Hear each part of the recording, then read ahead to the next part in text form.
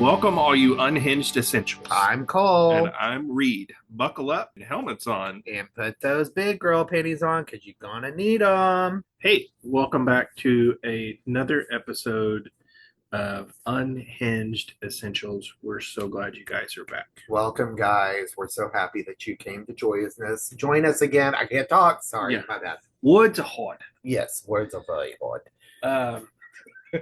Days Yeah. show requires a little bit of extra knowledge. So typically we're the lighter side of first and second responders and our hospital healthcare workers and every other essential person on the planet. Our show is supposed to give everyone the opportunity to spout out your feelings. Yeah, that's essentially cuss and discuss. That's what we're doing. With what we've had before, being funny, I think we also need to pay tribute to the side of our job that is not funny, exceptionally tough, has you take stuff home that you don't want to take home. And I think that's what today's show is. So fair warning, trigger warning on this show. Yeah, today I felt like this interview was epic. This episode touched everybody who's listened to it so far. Like we have a very limited amount of people who do listen to these episodes previous. Well, and so we wanted to be fair to our interviewee. Mm-hmm. And we wanted to make sure that this content was appropriate to post in a public forum. Yes, and it is on the serious side.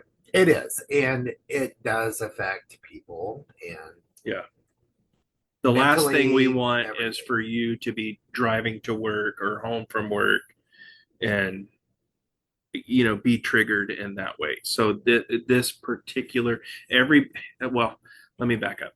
Everybody in our healthcare, first responder, military, police, fire, whatever, fill in the blank, in our line of work has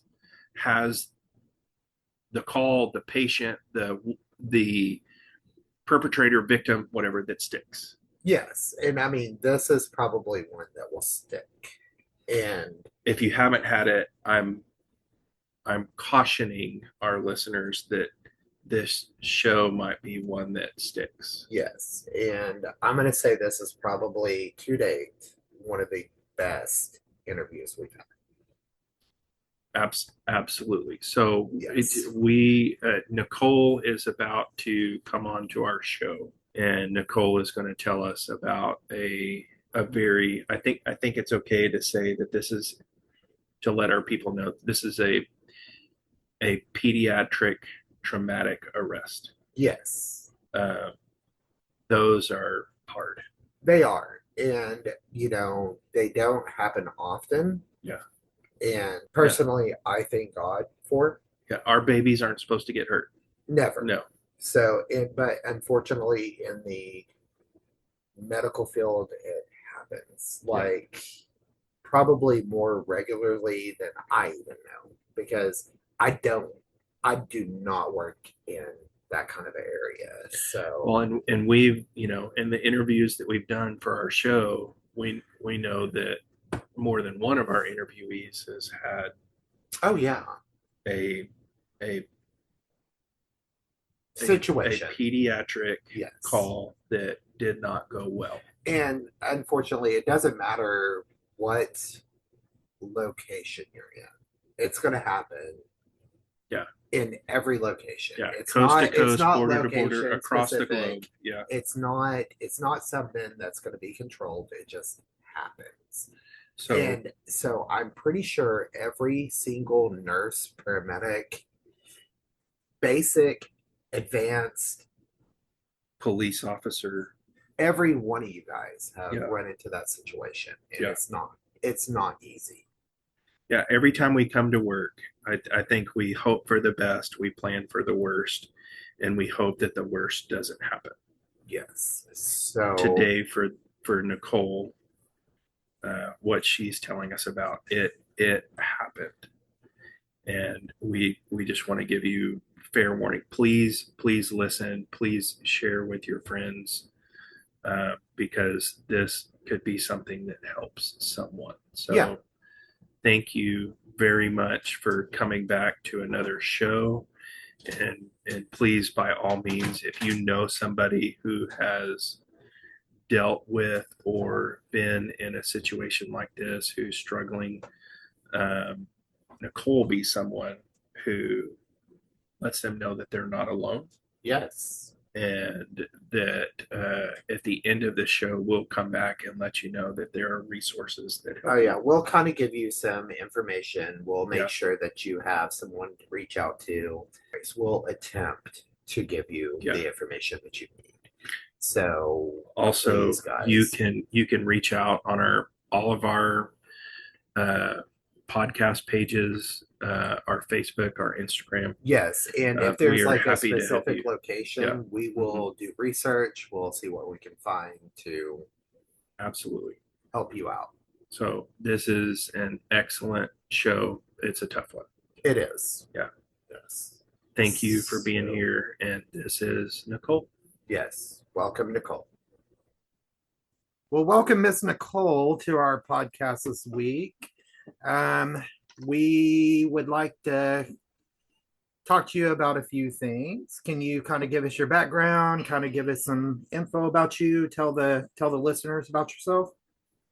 Yeah, I am an ER nurse. I've been an ER nurse for about 5 years, but I've been in healthcare for about 9. I started out at the bottom, like registration through nursing school, and then did externships all throughout once you're able to start doing that. And then started my career like at the brink of COVID. You. I'm married to a police officer. I have You. 3 kids. Huh? I said you.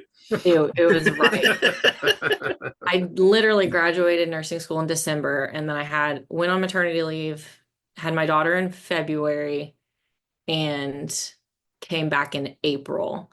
So it was like the thick of the bad part of COVID whenever I came back into things. And I had gotten like a glimpse of what healthcare was like before COVID throughout like school and externing and learning before everything got awful. So when I came back like with a license and now I'm the adult in the room, it was like a war zone in there. It didn't even look the same. Nothing worked the same, nothing felt the same. It was just scary. When I got into being a first responder in healthcare, it was right after 9/11. It was a change, but we were on the kind of the good side of the change. Everybody was excited about first responders, and you were heroes, and it was fun, and you didn't have to pay for anything. I can't I can't even imagine starting at COVID and going, yeah, I want to stay. Okay, Yeah, I want to do just this for the rest of my life. Yeah. I am old, so I started even before 9/11. So I remember when 9/11 happened and everybody was frantic. They're like, "Oh, we're all going to get taken into the military and Yeah. it's gonna be a big mess." And They're gonna make me shoot guns. they're like they're gonna come and get all the nurses and make them go out there, and it was wild.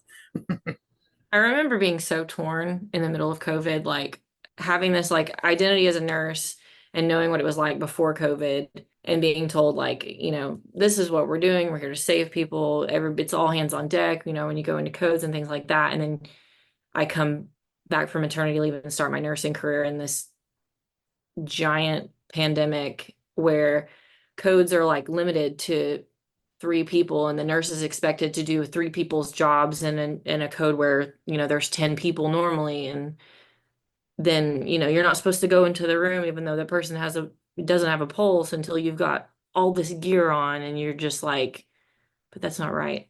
Like it was so hard to get out of that mindset. Being married to a nurse, that was super exciting for both of us. But so safe to say you've had some rough calls. Yeah, Yeah. I've had some rough days. Do you want to talk a little bit about your last one? Um, sure. Not really, but I'll do it. Um, my last really bad situation was a kid, a young kid, not even barely been in this world for 5 seconds kid. And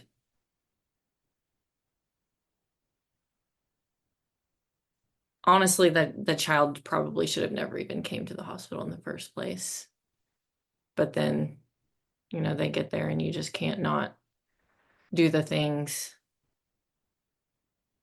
I see a therapist already, so I talked with her following the Monday following, and we had had a conversation, oddly enough, a week prior, talking about like how are your feelings going into codes where you know that there's no saving that person. Like we were talking about a dissection. I have a family history of that, and that was a sad situation, topic for another time. Anyways, um we were discussing that, like what's your mindset when you go into codes where you know the outcome, but you're going through the motions for the family's sake and for their following through on their wishes and things like that. And it's just weird that 1 week later I had a situation that was basically exactly that, where I had a code where there was no fixing that. There was no bringing that child back. There was no saving that child. There was never going to be any saving that child, but we all still had to do everything possible to do that, or to try, even though it was like an inevitable death. This is going to make me cry. That's okay. We understand that. We understand that. Kids are hard anyway, so it's like anytime you see anything catastrophic with kids, it's a terrible time anyway. So Well, and you have littles of your own, right? I need more. Mhm. Yes, I have three. I have a 10-year-old, I have a 5-year-old, I have a 3-year-old. And I remember, that wasn't my first pediatric code. I've seen several, but I remember one of my first was like I don't know, maybe 8-month old. And at that time, I was 8 months postpartum with my son, my youngest. oh wow. And that was so hard. I remember going home that morning and he wasn't even awake. And I probably shouldn't have picked him up and woke him up and held on to him for an hour and cried, but I did, because that was the only thing that I could do to keep from like losing it. Good therapy. Good therapy. Yeah. Yeah. So, and then this last rough call for you, this was kind of this was a trauma code. Yeah. Yeah, it was very traumatic. Like, God, no child should look like that. So how important would you feel like a debriefing on this is? How did you handle a debriefing on this? Yeah. Was there anything your department did after a timeout? We kind of did a silent moment, which we know we do that for any big situations, but you know, you take a minute, nobody says anything. We didn't do any like formal debriefing. I feel like most codes that I'm in, or at least with my shift, I don't know how other people do it or if it's like a required thing in other hospitals, but like my shift will sit around campfire time in the nurses station and talk things through with each other, but we're all real close. I think most What do you mean by campfire time? circle time. We all just sit around in the nurses station, and what's talked about in circle time stays in circle time, and it's a safe space, a free space to talk about the hard stuff with people who get it. And y'all did that after this call? Yeah. I knew that it wasn't there was only one person involved in the code that I knew had never done a pediatric code before, so I felt like it was important to like extend that hand for her. Um, Even though she really did, I think she was just shocked by the whole thing, and I made it a point to just tell her like once the dust settles and you start feeling the feelings, just don't hold them in. Come talk to us. Come Well, just talk to anybody. Don't hold it in. absolutely. And paint a better picture for everybody that's listening. At what part of the shift is this event happening? Like, how much time is this at the beginning? Is this at the end of your shift? Is somewhere in This between? was, I don't know, maybe a few hours in, I think.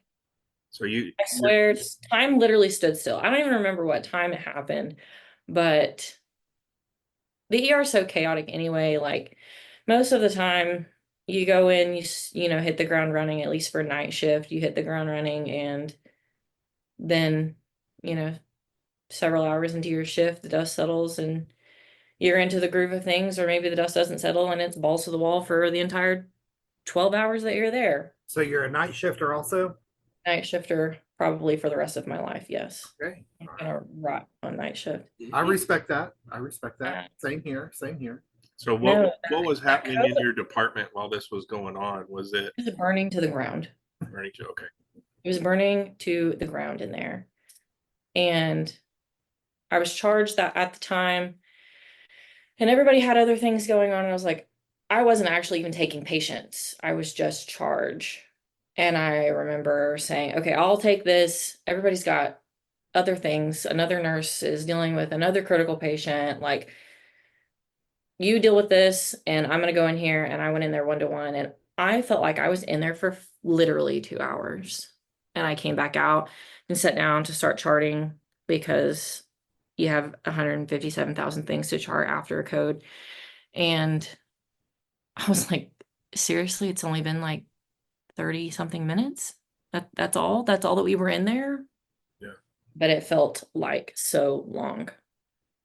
So I literally felt like does it. that help you guys to be busy? I know early on in my career as a first responder, when we were on a bad run, I wanted the next one. I felt like that was the next one was like me flushing the toilet. Sometimes I feel like that, and then sometimes I'm like, God, I just need to breathe for 5 seconds. Like I just need nobody to talk to me or exist for just a second before I have to go into the next one and act like that never happened. Because that's what we do. That's what we're that's What what were you we're needing after this event? I just wanted to leave. I wanted to leave, and I wanted to not come back until next week. Does your does your hospital offer that? I know like my fire department on a really bad call, you could go out of service, and they would actually swing crew members in to cover your district while y'all figured it out. And if you needed to leave, you got to leave. Is Honestly, I have no idea, but I don't think so. I've never heard of anybody. I've never heard of that, so I don't think so. I mean, I would assume that it's short staffed like every other place is, Yeah. and you're stretched thin, and so it's just like, hey, suck it up. You signed up for this. Yep. Yep, pretty Well, much. how about coming home? After that day, um, after that day or after any day? You can pick. I mean, specifically that day, because that I know. I think for the majority of our listeners, that uh, Coming without home from going into work. details of that call, just hearing a traumatic PD code is enough to make everybody want to like shut this show off and run for the hills. I normally, so I actually came, that was actually my flip day. So like, you know, we have a stretch of 3 shifts or you have a stretch of 4 shifts. I don't know how your hospital does it or whatever. We do 3 on, 3 off, 4 on, 4 off. and it was my last shift before I got to come home for 3 days. And normally I only come home and sleep like half a day. I'll sleep like until noon or whatever and get up and spend the rest of the day with my kids. So I kind of flip myself back to the daytime and I can sleep at night with my husband and live life as normal while I'm off and can see my kids and my family. And I remember going home and just being so like exhausted mentally and physically. Just I had nothing left to give, nothing left in me for anybody. And I crashed out and I could not get up at noon. I slept all day long. Was that helpful for you? It didn't, it didn't make it go away. I still woke up and I still thought about it, and I'm going to continue to think about it probably for the rest of forever. That's one I don't think that'll ever leave you. I don't think the kid ones ever leave you. I don't think any of them ever leave you, but I think that certain ones are just bad enough that they just stick and you carry it around with you for a while. And that one's going to be one that I carry around with me for a long time. So, do you feel like therapy is a good resource for people? Yes. I think when I started nursing in general, I remember working with certain nurses and seeing certain nurses, and I thought, like, wow, they're so tough.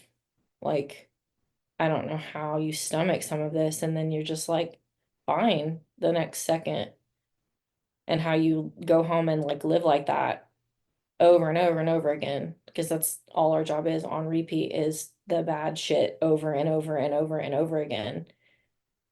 And just live like a normal human when we don't see normal shit, you know?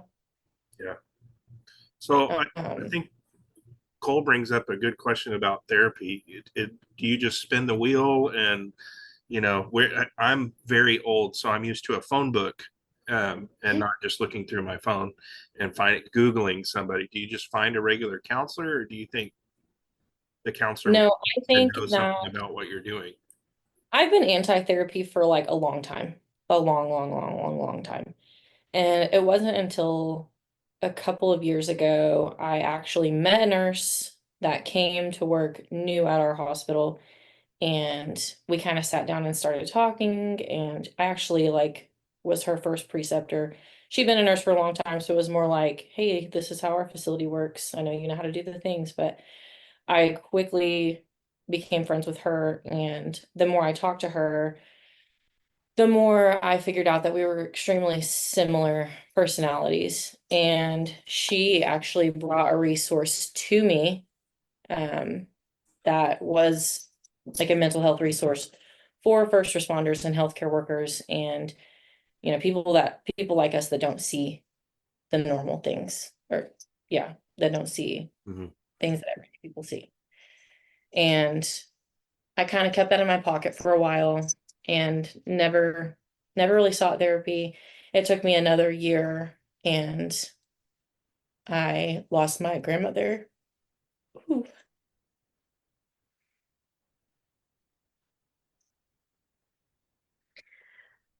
You're She okay. was a dissection.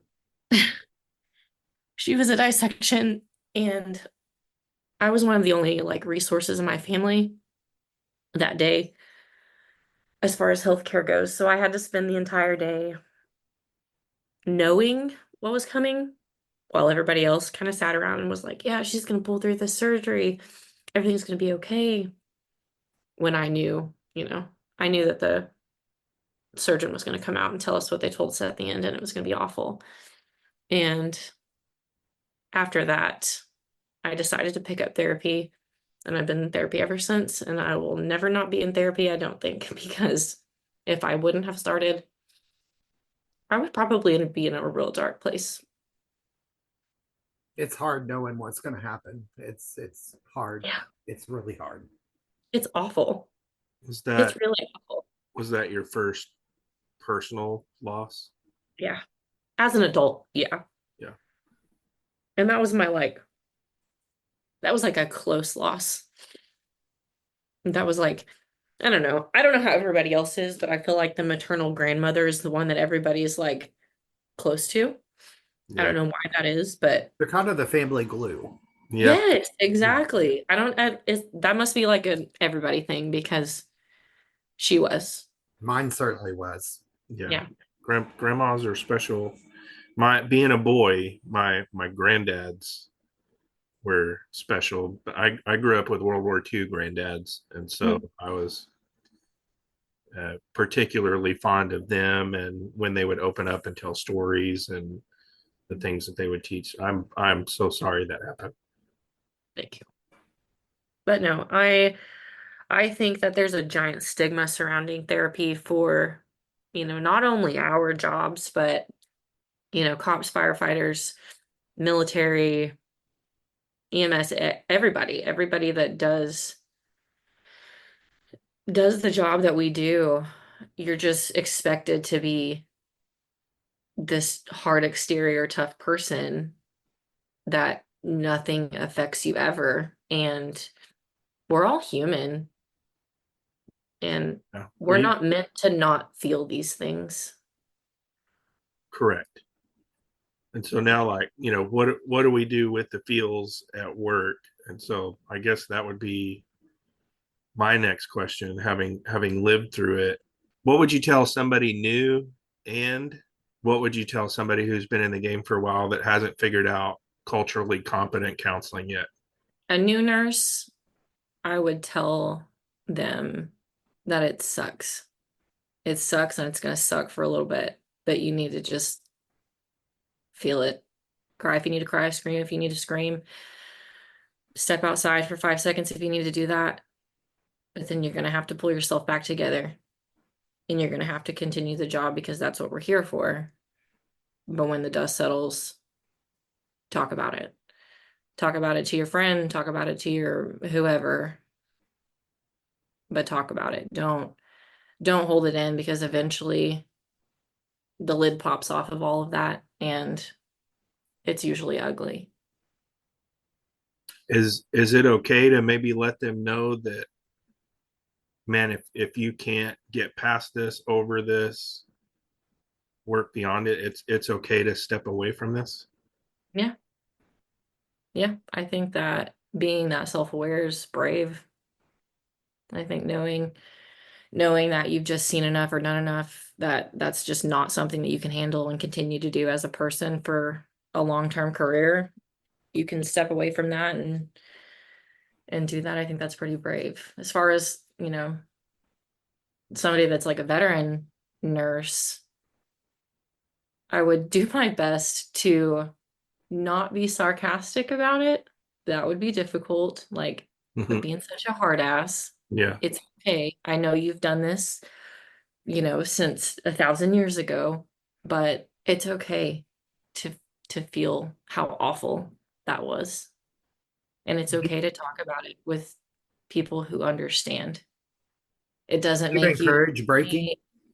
Huh? Would you encourage them to take a break, walk away for a few minutes, get Yeah, out of the ER, yeah, get yourself together? definitely. Okay. Yeah. And then as you mentioned debriefing earlier, I'm just circling back to that. I don't necessarily think that group debriefing necessarily works. I think that most people are just afraid to talk about it in front of other people. I'm not obviously now, but as a baby nurse, I remember being that way. Um, I think individual therapy is probably a better resource um, than group debriefing. Not that it's, any less beneficial, but if you're willing, if the group, it depends on the group, I guess. If everybody's a willing participant in a group debriefing if you're able to sit down and be like, yeah, everybody's going to be honest about this and we're going to talk this through, okay. But if not, then I don't, there's no point. Oh, I've been in those meetings where there's always, I think everybody always looks at that one person in the Yeah. meeting to talk, and if they Mhm. don't, no one talks. Yeah. Would you say this campfire time that you have um, is y'all's time to do that at Yeah, your facility? yeah. That particular one, I didn't know what to say. I, I'm the charge nurse on my shift like 90% of the time probably. Um, so I'm usually the question answerer and the go-to person, but I felt kind of like I failed that night because I was like, man, I just don't even know what to say. I have no words for that. That was terrible. That is literally all I could come up with. That was awful, and I never want to do it again. That was terrible. And I just didn't know what to say. And I was trying to think of what to say to this nurse who had never done a pediatric code before, and I couldn't come up with anything. And I actually remember asking for help. I had asked the provider that I was working with, like, hey, can you just take a second and debrief with me and these nurses, just quick? I don't know what to say. And we did. And it was short and sweet. And um, yeah, I don't even know. I honestly couldn't even tell you what was said. Oh, I think I blocked out half of that night just just because of all of it, all of how awful it was. So I have a weird question, and I one of my best friends is an ER physician in Texas, and I remember talking to him about their education, and he said something that just popped back up while you were talking. Uh, I remember being so grossed out about the cadaver lab. I mean, now I love cadaver lab. Having flown and gotten to hang out with providers and surgeons and go to the cadaver lab with them and train. Love the cadaver lab. He said that their schooling was intentionally designed to dehumanize healthcare. And when I asked him what he meant, it was to make the physicians into it's like we're working on a car. There's not a name, there's not a story, there's not a family. It is, here's the problem, fix the problem. And he said that that was intentional, and I don't know if that's like a good thing or a bad thing, I or kind of hate that. yeah. And we have a topic coming up, but in May, it's should I get a counselor before I have a problem? Absolutely. Should everyone in healthcare just be automatically signed up in school? Hey, we're going to start you out with therapy now. We're going to work on your issues prior to you getting to work, and then you get to keep these people while you're at work. Yeah, because I think, at least for me, I've experienced, like, I think it's hard when you let some of the shit that you see and deal with build up. And if you don't deal with it, you bring it home. Yeah. do And you know how then many people would? whether, sorry, Do you know how many people would quit before even going into the field if they started doing that? Right. I mean, it's like, I need therapy already. Why are we doing this now? What happened? Yeah. I mean, and I then know me personally, if they said, well, you're going to have a therapist for the rest of your career, I would be like, I think I'm just going to go ahead and find something else to do. Yeah, I'm gonna go sit on the beach. That's okay. Yeah. Yeah. So man, the answer is hard. I and I don't even know if there is one. It's so individual. Like yeah, I have a counselor on standby. I even went through an intensive outpatient program, um, because I was struggling that bad, and I entered in as a new person, an older new person, looking up to these people as the heroes that they were portrayed as. And so there was not a chance in hell I was going to say that something hurt, something sucked, or something stuck. I think there needs to be so much more awareness on this. I actually started my nurse practitioner program to do psychiatric mental health nurse practicing probably close to a year ago now. I started it, and then I quickly realized that one, I don't think that that is all of it. I think that I would want to, maybe double certify or whatever. And I wouldn't want to just push pills for the rest of my days because, yeah, medication is a helpful, addition to anxiety and depression and some of these things that we deal with. But I think that therapy is a giant help. So I think in the future, at least that's what my goal would be. But I don't remember where I was going with that, honestly. Oh, everything that you said, I think is super helpful, and I know you didn't want to come on, but I'm so incredibly thankful that you did because Cole and I couldn't have come up with what you said and how you said it, and I think it may generate a lot of questions for us going forward. We may have to bring you back for a part 2 if you're okay with that. Yeah. Um, I know we're time constrained on meetings and families and all this stuff, and I appreciate the time that you took with us. Thanks for having me. Yes, thank you. Can we campfire for a little bit? Sure. How are you today? I'm okay today. Okay. I feel okay today. Yeah. Yeah. I'm home alone today. I don't know what to do with myself. I mean, my husband's here, but my son started school, so like we're home and we have nothing to do and we Oh, don't it's know. mommy daddy time. It's mommy daddy day. He went out and mowed the lawn and I was sitting in the office just messing around on the computer and he's like, "What are we supposed to do all day?" I was like, I don't know. I might take a nap. Yeah. Run Naps around are good. naked. Yeah. Man, Cole, do you have any more questions? No, you were wonderful. Thank you so much for joining us this week. You're welcome. Thank you for helping us out with this project. Yep, no problem. Off to my next therapy session. Yeah, I appreciate the job that you do. I'm sorry that you had to see and experience what you did. I hope that there is something beneficial that comes from it. Me too. Yeah. Even if it's just helping somebody else deal with it forward. Thank you so much.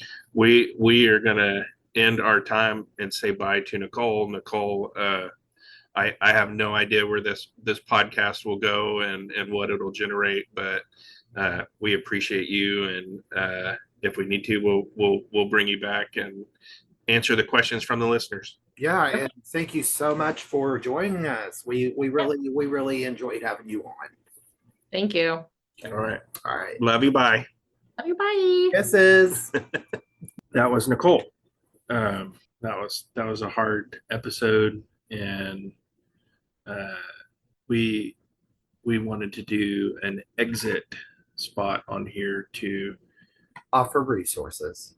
Yes. Yeah. So obviously you have your EAP at every organization, but that does not mean culturally competent counselors. no, you need something more specific so that they understand what you're going through. They've seen it. They know what you're doing. They know what's going on. Yeah. Yes. Your story will not trigger your own counselor, because I've been there before where I have talked to a non-culturally competent counselor and they're like, oh my God. Made them more afraid than I was. Yeah. Yeah. We understand that Nacole's situation may not be triggering to you. It's triggering to some, but it may have made you think about the call, the situation, the patient that's grandma, triggering to grandpa. You. Brother. Yeah. Sister. I know for my wife specifically, it's the end stage terminal illness for geriatric population. That's her triggering event. And it's awful. Yeah. And it's awful. Yeah. For me, it's teenage kids. My sister was a teenager when she was killed. Yeah. You know, for Nacole, she's got littles at home and it was her. So there's a whole bunch of events that are triggering. And she also lost a grandparent that was very triggering. Not long before. Yeah, So there's a lot of incidents. It's like I've been a nurse for years and I've done multiple jobs. I've been an ICU nurse, I've been an ER nurse, I've done house supervisor, I've been hospice nurse, I've done a lot of things. And there are certain events that I see that's like, I'm gonna have to step away or I'm gonna sit here and cry. And I have done it. So you know. So absolutely. Know that you have an EAP and that you can call. Know that there is a crisis line in every state. Yes. Know that for us particularly, like we're proud Oklahomans.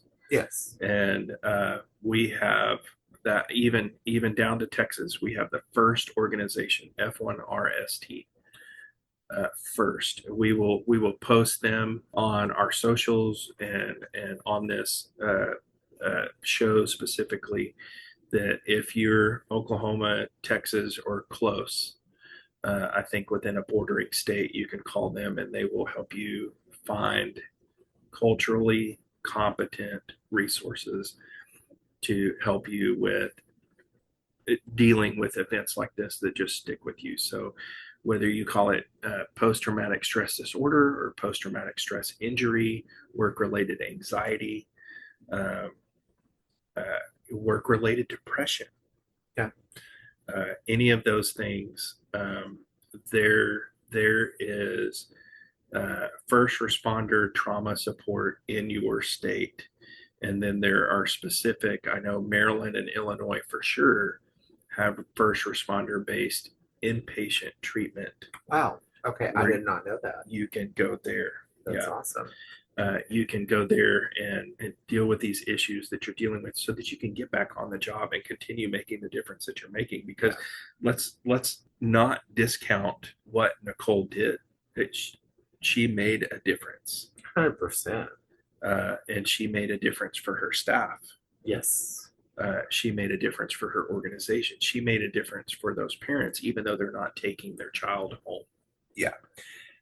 Big thing is that the takeaway here is that if you're listening from a state that you don't know what kind of help you can get, let us know. We'll do research. Yeah, we're happy to help you find it. So if your Google search comes up empty, we'll start hitting our contacts and help you. All you have to do is simply just reach out to us. Yeah, we'll do what we can. Mm-hmm. So we're 100% about helping you guys. Yeah. Hearing from you guys. Yeah. We want you guys to get back on the job because you're important and you absolutely do make a difference. And this show, I told Nacole this in private. If one person listens to this show and makes a change for a better or gets help or doesn't do the things that happen when we're upset, that kid, that situation, and Nacole's experience was worth it. Oh yeah, 100%. Yeah. She did excellent visiting with us. Mm-hmm. Like we are excited to let you guys hear this. Yeah. And it was hard for her. It was hard for us. Yeah. Still thinking about it. Yeah. Thank you for listening. Thank you for being a part. And guys, honestly, do not be afraid to seek therapy. Yeah. I mean, therapy is I've done helpful. I've done it. It was awesome. Yes. And they can help you work through your issues. So absolutely. If you have what you need. Yeah. If you have more questions for us or Nacole. Or if you wanted to hear Nacole again.